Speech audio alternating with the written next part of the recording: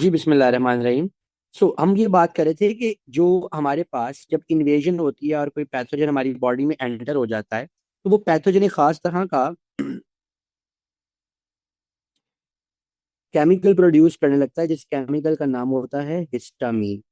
इस हिस्टामीन की वजह से हमारे फैगोसाइट्स जो है वो केमिकल अट्रैक्शन करने लगते हैं टूवर्ड्स द पैथोजन। अब होता क्या है, हम ये डिस्कस करते हैं। यहाँ पर मैं आपके सामने एक स्ट्रक्चर ऑफ फैगोसाइट बना रहा हूँ। मैं भी स्पेसिफाई नहीं कर रहा कि ये कौन सा फैगोसाइट है, बस आप ये जानिए कि ये एक फैगोसाइट है।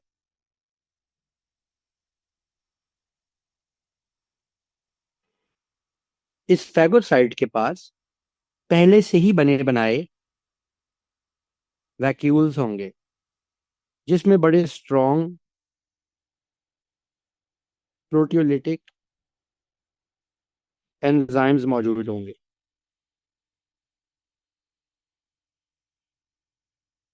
हम इन छोटे छोटे वैक्यूल्स को लाइसोसोम्स भी बोलते हैं।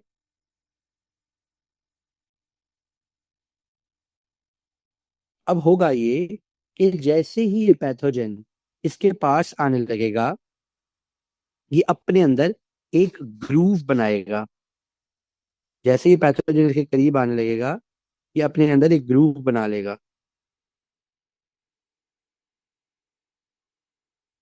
और ये जो ग्रूव है ये वक्त के साथ साथ बढ़ता जाएगा। ये जो ग्रूव है ये वक्त के साथ साथ बढ़ता चला जाएगा। ये इस ग्रूव के अंदर इस पैथोजन को एंटर करवा लेगा। यानी ये पैथोजन यहाँ की बजाय ये इस ग्रूव में एंटर हो जाएगा।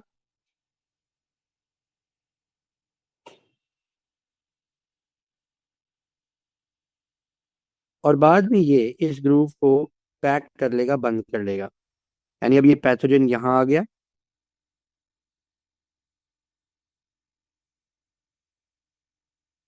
और उसके बाद ये अलग से एक वैक्यूल बंद हो जाएगा, लाइक दिस। और ये सेल की जो मेम्ब्रेन है ये अलग से पैकअप हो जाएगी,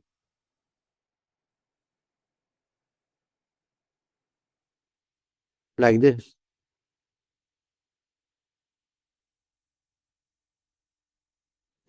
अब जैसे ही ये इसके पास आगे आ गया है, तो अब अगली बारी इस चीज की है कि ये प्रोटियोलिटिक एंजाइम जो हैं ये इसके ऊपर अटैक करें। ये प्रोटियोलिटिक एंजाइम इसके ऊपर कैसे अटैक करेंगे? इन्हीं में से एक वैक्यूल आएगा और इसके साथ यूं मर्ज कर जाएगा। जब ये मर्ज करेगा तो इसके दरमियान का जो मेम्ब्रेन का बैरियर है बच्चों, वो हट जाएगा।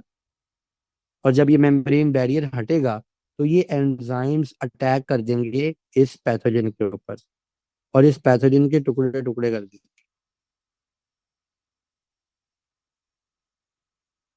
सो ये पैथोजन डिग्रेड हो जाएगा। जब ये पैथोजन डिग्रेड हो जाएगा तो फिर ये जो सारे का सारा मटेरियल है ये इस सेल से बाहर एक्सपेल हो जाएगा, लाइक दिस। इस सेल से बाहर एक्सपेल हो जाएगा। जितने भी इसके कंटेंट्स थे वो यहाँ से बाहर निकल गए, और ये फैगोसाइट फिर वैसे का वैसा। तो ये जो भी मैंने आपको पूरे का पूरा प्रोसेस समझाया, इस प्रोसेस को बोलते हैं फैगोसाइटोसिस।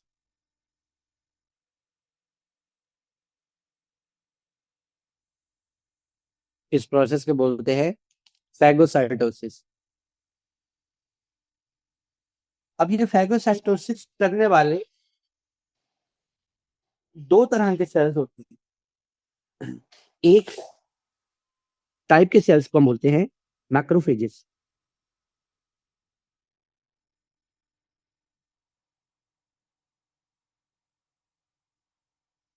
और प्यारे बच्चों, दूसरे टाइप के सेल्स को हम बोलते हैं न्यूट्रोफिल्स।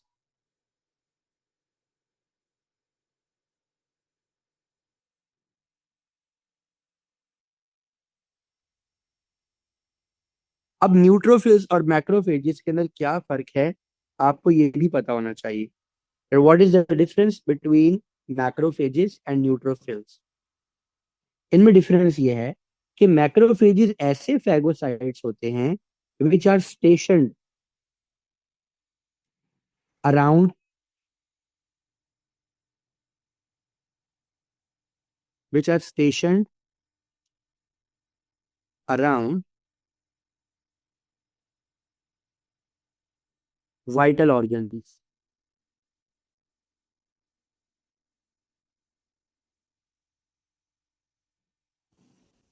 ये अपनी जगह पे फिक्स्ड होते हैं, अपनी जगह से मूव नहीं करते। जबकि न्यूट्रोफिल्स ये ऐसे सेल्स होते हैं which are not stationed but actually they are motile, they are mobile,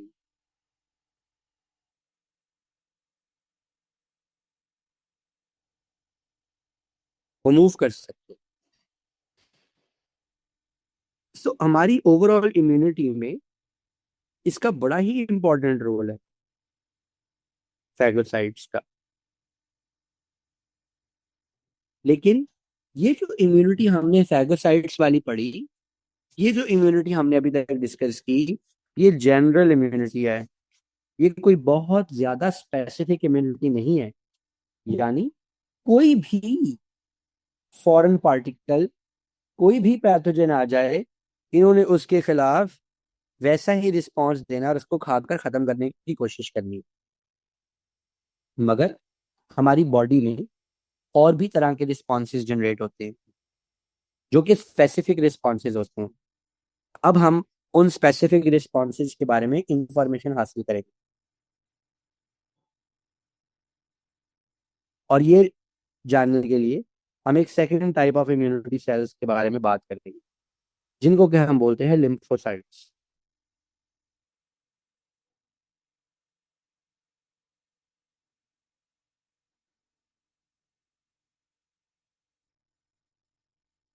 ये लिम्फोसाइट्स दो तरह के होते हैं, एक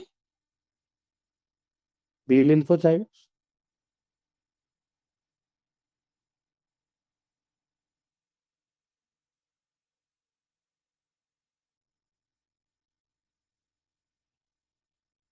और दूसरे टी लिम्फोसाइट्स।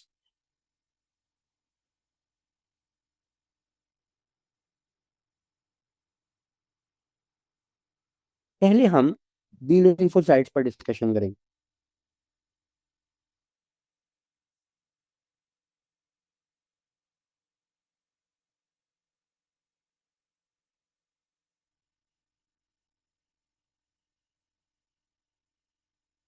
बी लिम्फोसाइट्स क्या होते हैं और कहाँ बनते हैं?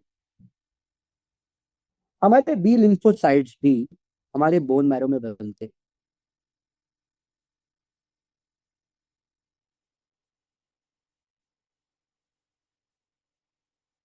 They're produced in bone marrow.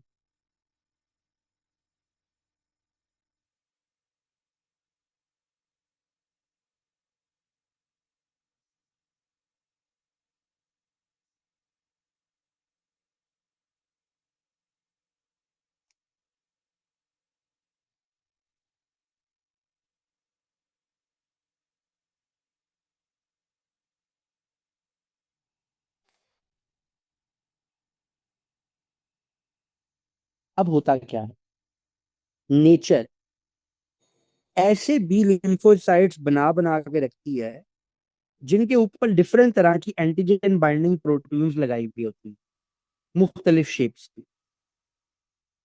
मैंने आपको लास्ट लेक्चर में बताया था ना कि एंटीजन होता क्या है। अब देखो, एक टाइप का ऐसा बी लिम्फोसाइट है, इस पे यूं एंटीजन बाइंडिंग प्रोटीन लगी, एक ऐसा इस पे यूं प्रोटीन लगी, एक ऐसा इस पे यूं।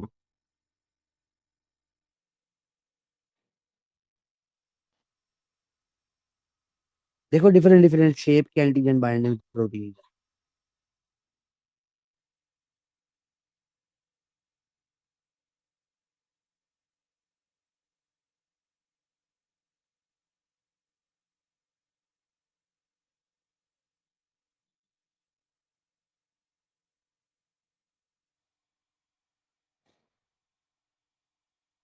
ठीक है ना?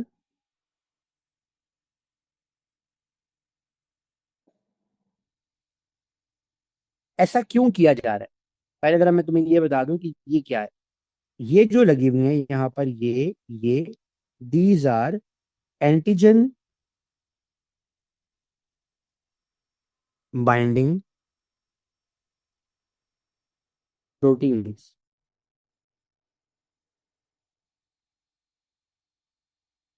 Antigen binding proteins.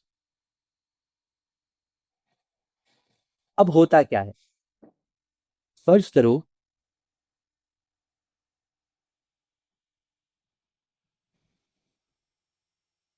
कि आपकी बॉडी में कोई एंटीजन एंटर होता है। मैं यहाँ पर आपके सामने एक एंटीजन एंटर करवाता हूँ।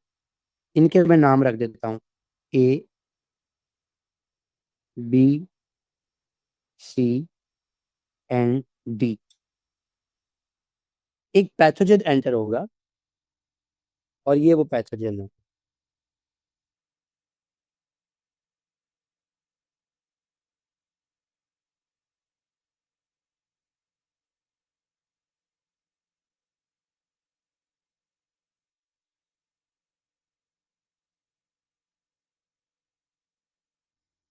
क्या आप में से कोई बच्चा मुझे बता सकता है कि ये वाले पैथोजन के कॉम्प्लीमेंट्री कौन सा बीटा लिम्फोसाइट है?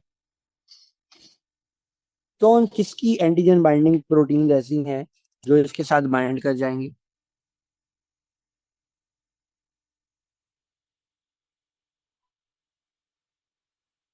Anyone? Sir, I think B. Yes, it's B. इसके साथ बी बाइंड करेगा। अब सवाल ये पैदा होता है कि जब बी इसके साथ बाइंड करेगा तो ये करेगा क्या?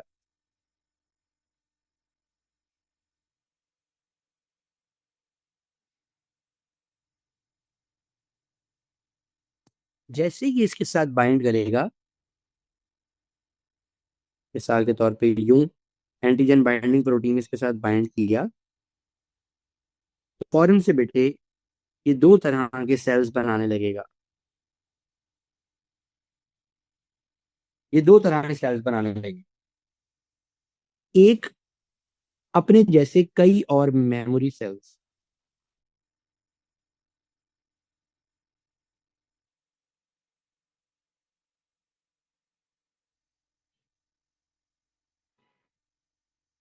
अपने जैसे कई और मेमोरी सेल्स।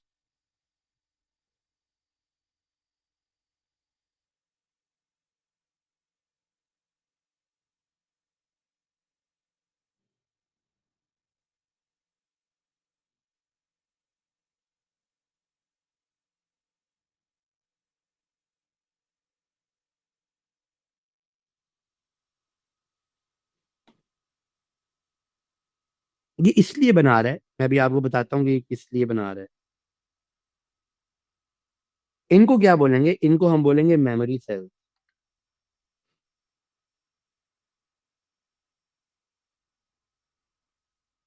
और दूसरे नंबर पे ये बनाने लगेगा प्लाज्मा सेल्स।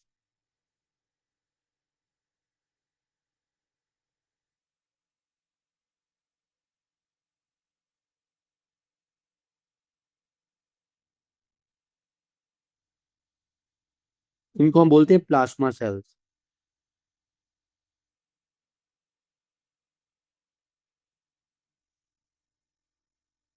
ये प्लाज्मा सेल्स क्या करेंगे? जैसे ये एंटीजन बाइंडिंग प्रोटीन्स थी ना, इस तरह की एंटीजन बाइंडिंग प्रोटीन्स बनाने लगेंगे, लेकिन वो सेल के साथ अटैच्ड नहीं होंगी, वो सेल से डिटैच्ड होंगी, लाइक दिस।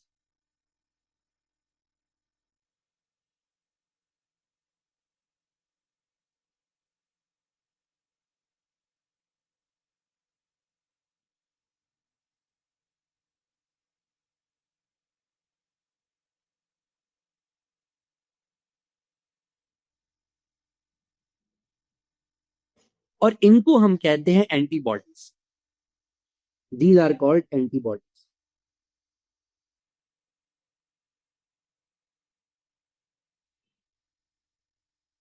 एंटीबॉडीज। आपने एंटीजन और एंटीबॉडी के बारे में काफी सुना होगा, रूटीन में कोविड टाइम में भी आपने सुना होगा फलां के एंटीबॉडीज बन रही हैं, फलां के एंटीबॉडीज नहीं बन रही, वगैरह वगैरह। तो ये चक्कर है। अभी मैं आपको ऐसे 6 तरीके समझाना चाहता हूं जिनसे ये एंटीबॉडीज किसी भी पैथोजन को किल कर सकती हैं, उसको मार सकती है। तो चलिए अब हम उन 6 तरीकों को डिस्कस करते हैं जिनसे ये हमारी जो एंटीबॉडीज हैं, they can kill pathogens, they can kill these bacteria और something like that which enters inside our body without our permission.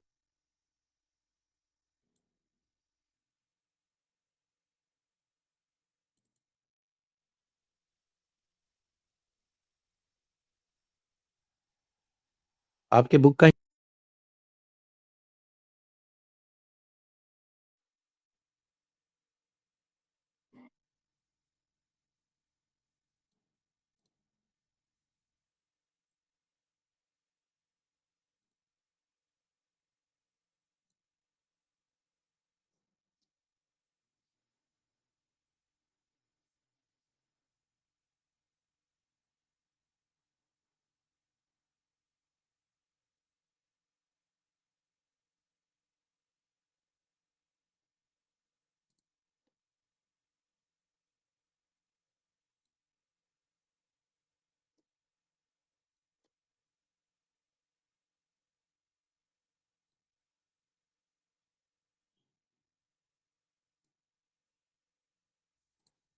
ये लीजिए। ये हम आ गए उन 6 तरीकों पे जिससे एंटीबॉडी पैथोजन का नुकसान कर सकती है। नोट कीजिए वो बेटा। पहला तरीका ये है कि एंटीबॉडीज कंबाइन कर जाती हैं वायरस के साथ और बैक्टीरिया के बनाए गए टॉक्सिन के साथ कि वो आपके सेल को डैमेज ना कर सके। ये देखो, अगर ये टॉक्सिन था, ये आपके टॉक्सिन को ऐसे इनकैप्सुलेट करेंगी, आपका टॉक्सिन आपकी बॉडी में रहते हुए भी, आपकी बॉडी में रहते हुए भी आपके बॉडी के सेल्स के साथ इन कांटेक्ट नहीं आ सकता। जब ये इनके साथ इन कांटेक्ट ही नहीं आ सकता तो इनको मारेगा क्या? जैसे ये, इसको ऐसे अटैच कर लेंगे एंटीबॉडीज, इसको इनकैप्सुलेट कर लेंगे।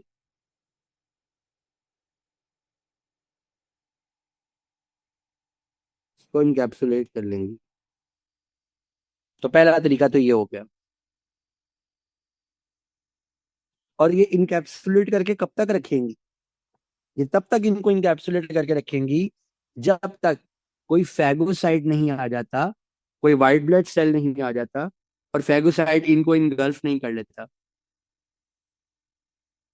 फैगोसाइट आएगा, ग्रूव बनाकर इनको इनगल्फ कर लेगा, और फिर वही वाला तरीका जो आपको पता ही है कि इससे आगे उसने क्या करना है। आगे चलते हैं। एक और तरीका क्या है? एक और तरीका प्यारे बच्चे ये है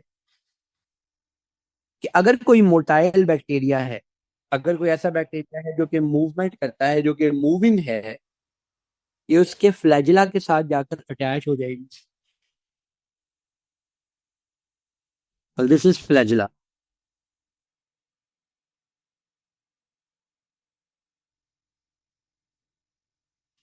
उसके फ्लैजिला के साथ जाकर अटैच हो जाएंगी और उसको इमोटाइल बना देंगी, उसको इमोबाइल कर देंगी। वो अपनी जगह से मूव भी नहीं कर सकेगा। वो अपनी जगह से मूव भी नहीं कर सकेगा। जब वो मूव नहीं कर सकेगा तो फिर वो कुछ भी नहीं कर सकेगा। वो कोई रोल प्ले नहीं कर सकेगा। वो आपको बीमार नहीं कर सकेगा, आप पर अपना जोर नहीं चला सकेगा। खत्म बात। और फिर क्या होगा? फिर ये होगा कि फैगोसाइट आएगा और बड़ा सारा ग्रुप बना के इस पूरे के पूरे बैक्टीरिया को इनगल्फ कर लेगा, यानी फैगोसाइटोसिस हो जाएगी। तीसरा तरीका, तीसरा तरीका प्यारे बच्चे ये है कि हमारे एंटीबॉडीज कई सारे बैक्टीरिया को, ये एक है, ये सेकंड वन है, थर्ड है, फोर्थ है, फिफ्थ है, सिक्स्थ है, सेवेंथ है, ये ढेर सारे बैक्टीरिया को एक दूसरे के साथ एग्लूटिनेट करवा देते हैं। एग्लूटिनेशन का मतलब होता है क्लम्पिंग करा देते हैं, जोड़ देते हैं। और ऐसा जोड़ते हैं कि जब कोई वाइट ब्लड सेल आए ऐसे ग्रुप बनाए और उनको पूरे का पूरा वैक्यूल बना के अंदर ले ले, और बाद में उनके साथ लाइसोसोम्स अटैच करके उनको किल किल किल किल किल करके खुद chill chill chill chill chill कर ले। Bacteria kill, phagocyte chill. आगे चलते हैं। चौथा तरीका ये है कि वो सीधा सीधा बैक्टीरिया की सेल मेम्ब्रेन में सुराख कर देता है। बैक्टीरिया की सेल मेम्ब्रेन में होल्स पंच कर देता है। जब उसकी मेम्ब्रेन में होल पंच हो जाते हैं बेटे, तो फिर क्या होता है? उसका सारा साइटोप्लाज्म लीक आउट हो जाएगा, बैक्टीरिया मर जाएगा, फारिग हो जाएगा।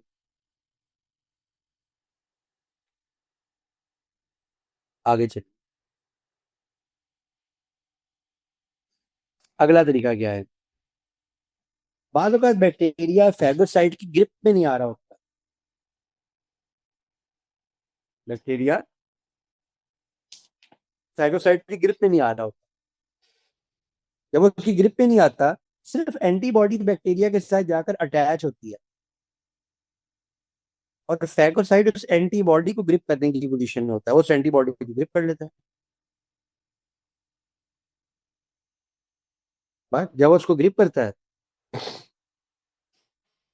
फिर आपको अगली बात पता ही है कि वो फैगोसाइटिक वैक्यूल बन रहा है। फैगोसाइटिक वैक्यूल ने उसको डिग्रेड कर देना विद इन नो टाइम। और आखिरी तरीका, छठा तरीका,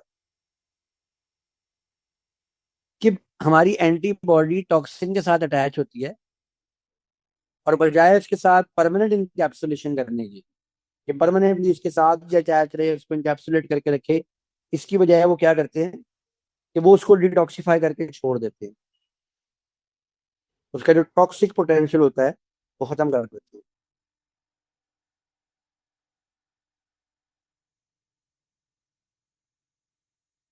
तो ये वो 6 मेथड्स हैं by which these antibodies they can fight with the invading pathogen inside our body।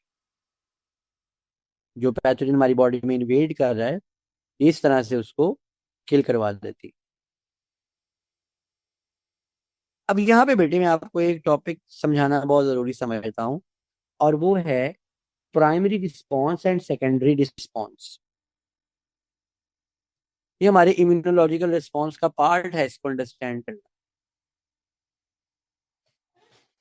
इसके लिए मैं आपके सामने एक ग्राफ रखता हूँ।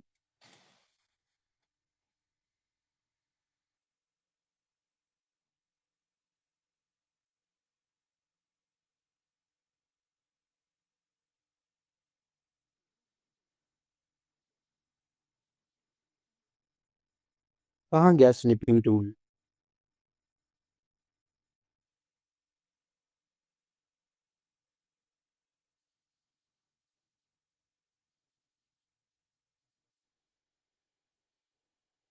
ये देखिएगा।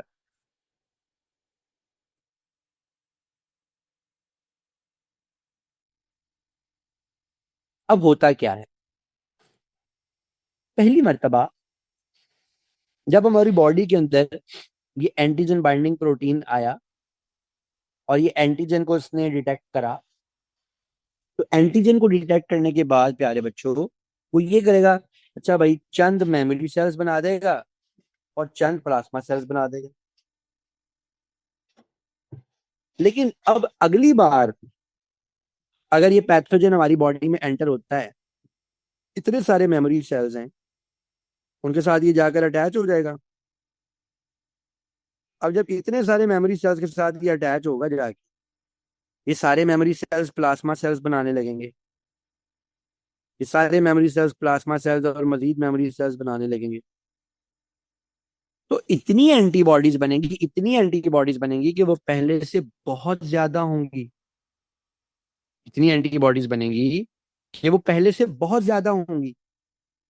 तो हम इम्यूनाइज हो जाएंगे। नेक्स्ट टाइम अगर वो पैथोजन हमारी बॉडी में आएगा तो हमें कोई साइन एंड सिम्टम नहीं आएगी। ये देखिए, so this is the difference.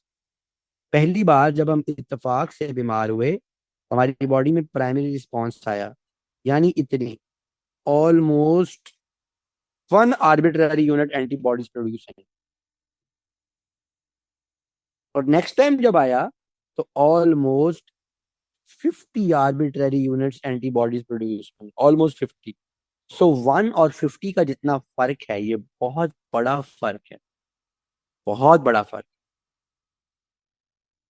अब जिस बंदे के अंदर ये सेकेंडरी रिस्पॉन्स में, जिस बंदे के अंदर इस सेकेंडरी रिस्पॉन्स में इतनी ज्यादा एंटीबॉडीज पैदा हो जाए, वो बंदा इम्यूनाइज्ड कहलाता है। उस बंदे के बारे में ये कहा जाता है कि दिस पर्सन इज इम्यूनाइज्ड, वो इम्यून है।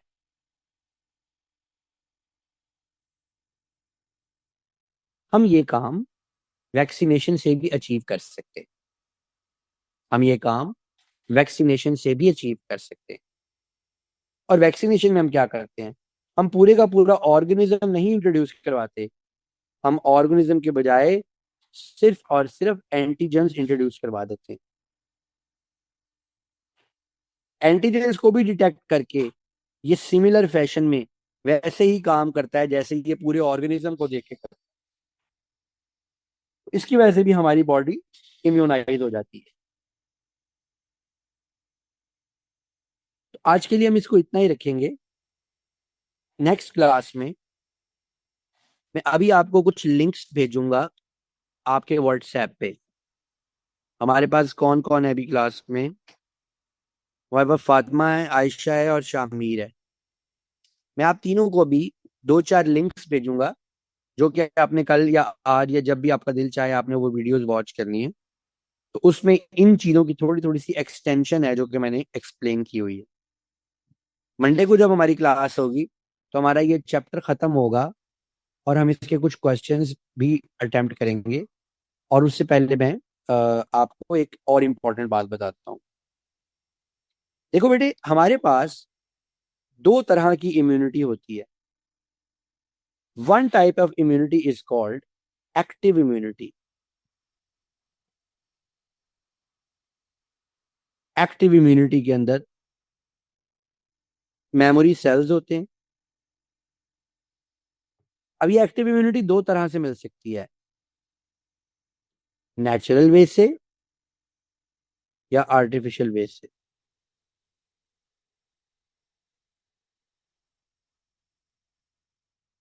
अगर आप वाकई में बीमार हो गए हो, actually if you fell ill, तो आपको नेचुरल एक्टिव इम्यूनिटी मिलेगी। और ये याद रखिएगा, ये लाइफ लॉन्ग इम्यूनिटी होती है, लाइफ लॉन्ग। और आर्टिफिशियल एक्टिव इम्यूनिटी कैसे मिलती है? अगर आपको वैक्सीनेट किया जाए तो।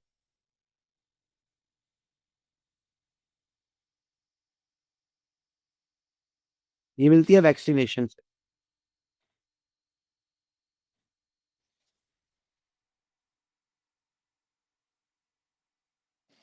अब अगर एक्टिव इम्यूनिटी है तो जरूर एक और इम्यूनिटी होती है जिसको हम बोलते हैं पैसिव इम्यूनिटी। Passive immunity.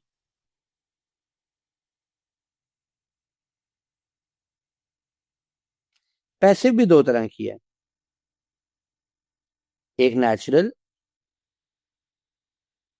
और दूसरी आर्टिफिशियल।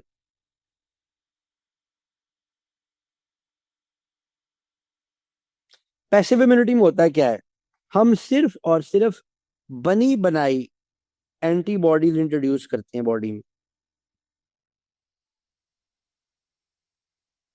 ये बनी बनाई एंटीबॉडीज आपकी बॉडी में कुछ अरसा रहती हैं, you can say 3 months and not more than that. और उसके बाद उनको आपका लिवर डिग्रेड कर देता है।